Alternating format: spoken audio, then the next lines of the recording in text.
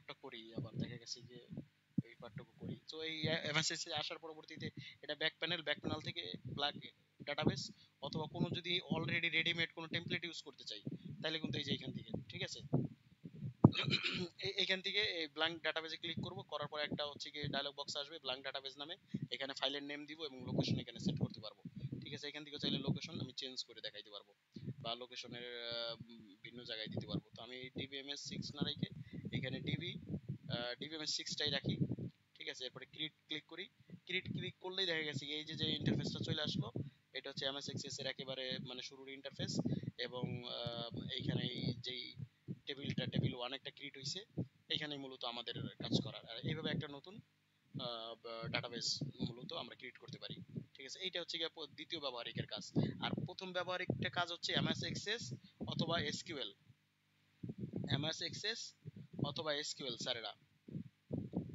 ঠিক আছে, ঠিক আছে, এমএস এক্সেস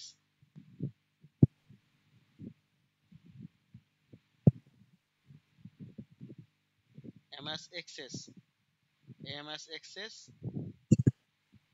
এবং এসকিউএল, এই দুইটা অথবা ওরাকল, এই তিনটা সফটওয়্যারই ঘুরে ফিরে আপনাদের ডাটাবেস ম্যানেজমেন্ট সিস্টেমে। এর ভিতরে এমএস এক্সেস দিয়ে যত বেশি আমরা চর্চা করব।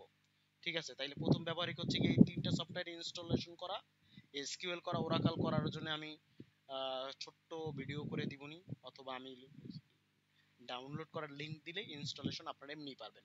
তো প্র্যাকটিক্যাল 1 আর 2 আপনাদের অস্পষ্ট নাই তো? একেবারে সহজ কিনা স্যার এটা? তাই না বিজন স্যার? সহজ না? হ্যাঁ হ্যাঁ স্যার। প্র্যাকটিক্যাল 1 2 এটা দিয়ে দিলাম এবং বলেও দিলাম আপনারা, আমি হচ্ছে কি প্র্যাকটিক্যাল 1 2 দিয়ে দিব। এটা ডিবিএমএস এর আজকে দিয়ে দিব গ্রুপে, দিয়ে দিলে আপনারা সাথে সাথে করে ফেলাইবেন এ4 সাইজের কাগজে, বইয়ের শেষ দিকেই এবং ওই বিষয়ের শেষ দিকে আছে। ঠিক আছে, এটা করে ফেলাইবেন।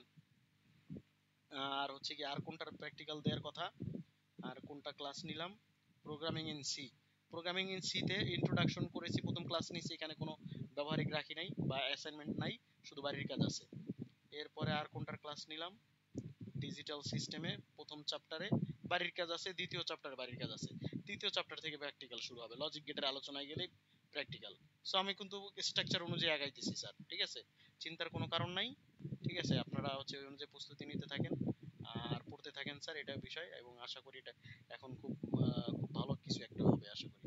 ঠিক আছে, তাহলে বিজন স্যার, তাজনুর স্যার আগে চলে গেছেন নাকি?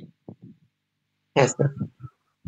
আচ্ছা, তাহলে বলছি গিয়ে ভালো থাকেন বিজন স্যার, আবার কথা হবে না? ঠিক আছে স্যার, আসসালামু আলাইকুম।